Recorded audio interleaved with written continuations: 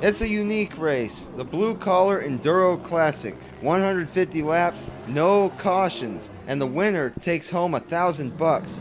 Here's the star of the race. Watch that black 44 come up the outside and work through traffic. Eugene Vaughn started fourth. By turn 2 on lap 1, he has the lead. A few laps later, things get interesting. Vaughn almost slides off the banking, and at the same time, Tim Vance, in his first race ever, spins out and gets stuck.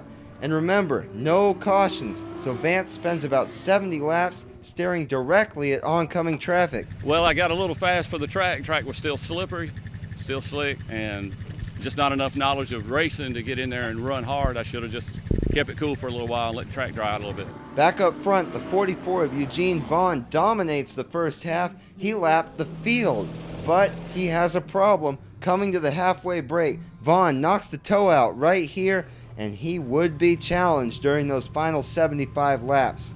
Second place, Shea Stafford gets his lap back, and he mounts a charge. Vaughn gets held up by lap traffic. He loses so much time just trying to avoid the other cars. And the 21 gets there. Stafford looks to the inside of Vaughn, but he gets held up by the 13 of Justin Nelson and loses a bunch of time. A few laps later, Stafford reels him back in again. But again, lap traffic is a factor. A spin right in front of the leaders. John Harper Livingston goes around, and Stafford loses time again. Time running out. Stafford trying to get there. Contact with the 98 of Daniel Morris. That slows him down again. With just a few laps to go, Stafford gets off track, and he has to pull it into the pits. His hopes of winning are over. Vaughn survives and wins the Blue Collar Enduro Classic. I got it with Daniel, I think Daniel Morse.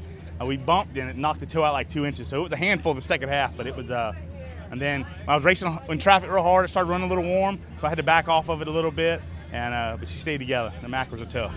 Vaughn celebrates his second career Enduro win with his family.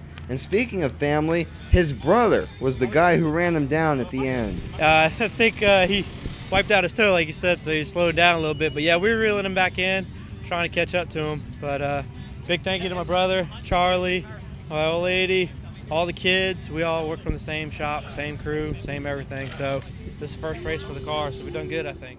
Let's take a look at the results from today's race. Vaughn is the winner, Daniel Morris comes home in second, and John Harper Livingston ends up third.